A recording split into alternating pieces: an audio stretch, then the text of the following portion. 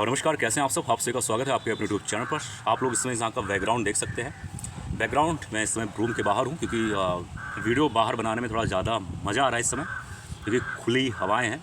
वैसे फ़िलहाल 27 जुलाई को आप सभी का आर का पेपर है। आज 3 जुलाई है, समय कम है और ये वीडियो मैं बना रहा हूँ आपको तकरीबन 20 दिन मान के बना रहा हूँ कि आपके पास टोटल 20 दिन है। 20 दिन में क्या करना चाहिए, किन बातों पर ध्यान देना चाहिए। देखो, सबसे पहली बात एक चीज़ ये ध्यान देना दोस्तों कि ये जो एग्ज़ाम है ना, क्यों इम्पोर्टेंट हो जाता है। इम्पोर्टेंट इसलिए हो जाता है क्योंकि ये साल में हर बार नहीं आता है। 2 साल 3 साल, कम से कम 2 साल में एक बार इस एग्ज़ाम की वैकेंसी आती है।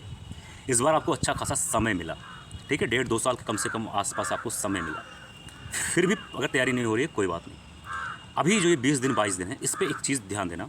आपने कुछ तो आर के बारे में तो कुछ तो पढ़ा होगा, ABCD, जियोग्राफी, हिस्ट्री, पॉलिटिक्स, कुछ तो पढ़ा होगा। ऐसा तो है नहीं कि आपने कुछ भी नहीं पढ़ा होगा। थोड़ा बहुत पढ़ा होगा, थोड़ा बहुत समझा होगा, थोड़ा बहुत नोट्स होंगे। अब आप एक काम करना, जो ये बचे हुए दिन हैं उसमें कुछ दिमाग का इस्तेमाल करो। मेरे कहने पे नहीं, खुद के दिमाग पे इस्तेमाल करो। अगर आप सब कुछ पढ़ने के चक्कर में पढ़ने लगोगे तो जो आपने थोड़ा बहुत पढ़ा होगा वो भी भूल जाओगे।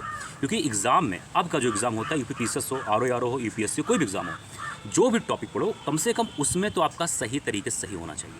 यानी बात को, अगर आप इंडियन पॉलिटी पढ़ो तो आपको इंडियन पॉलिटी बढ़िया से आना चाहिए। ऐसा नहीं कि आप थोड़ा सा इंडियन पॉलिटी पढ़ो, थोड़ा सा जियोग्राफी पढ़ो, थोड़ा सा हिस्ट्री पढ़ो। ऐसे करोगे तो आप किसी भी सवाल में 100% कॉन्फिडेंस नहीं रहोगे, तो आपका आता हुआ भी सवाल गलत हो जाएगा। आपको ध्यान देने वाली बात यह कि आप कोई भी सब्जेक्ट पढ़ो इस समय, ठीक है, उस पर बढ़िया से उसको रिवाइज़ करो। खासतौर पर जैसे मैं बात करूँ तो हिंदी है।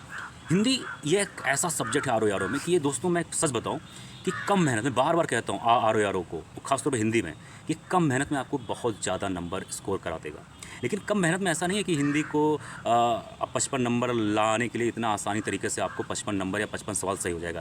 ये लोग बोलते हैं कि आप 55 सवाल ठीक कर दिए, 55 नंबर से सही हो जाएगा। कहना आसान, जो बच्चा सही तरीके से तैयारी करता है उसको पता है हिंदी में 55 सवाल सही करना, 55 नंबर लाना इतना आसान नहीं है। आपको छोटी छोटी बातों पे ध्यान देना पड़ेगा। आपका GS भले ही अच्छा हो जाए, लेकिन हिंदी में 55 सवाल या 55 नंबर लाना इतना आसान नहीं है। आपको छोटी छोटी चीज़ों पे ध्यान देना ही पड़ेगा। अभी भी समय है, 20-22 दिन।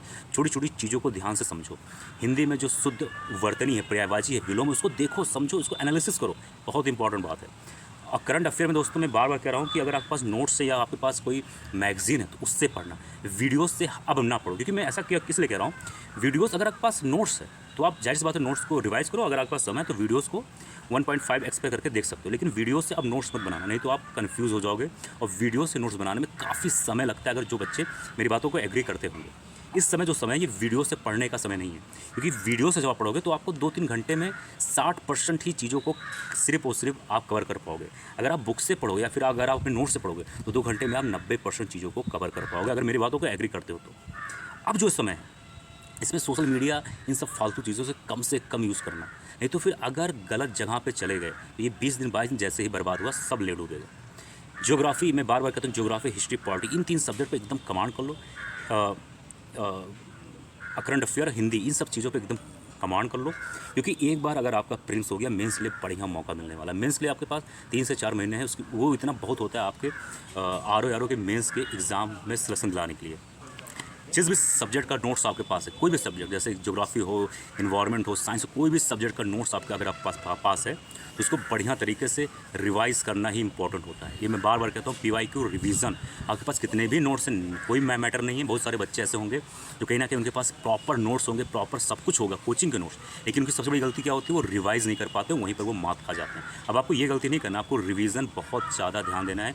रिवीजन ही सारा गेम आपका मतलब चेंज करेगा। सारा गेम रिवीजन का ही है।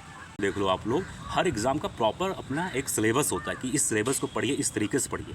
क्यों होता है? क्योंकि जो आयोग होता है किसी भी एग्ज़ाम का, वो मूर्ख नहीं होता है। वो आयोग इसीलिए होता है कि आपको उस चीज़ के बारे में बताए, समझाए कि यहाँ से पढ़ना है, इस तरीके से पढ़ना है, ठीक है। तो ROR हो, UPPCS हो, आपको अब ओवर स्मार्ट नहीं बनना है, आपको काबिल नहीं बनना है। आपको सिलेबस के अकॉर्डिंग चीज़ों को पढ़ना है, रिवाइज़ करना है। अभी भी मैं बात बोल रहा हूँ, समय आपके पास कम है, ठीक है। ऐसा भी नहीं कि बहुत ज़्यादा समय, ऐसा भी नहीं कि बहुत कम समय, ये बात को ध्यान देना।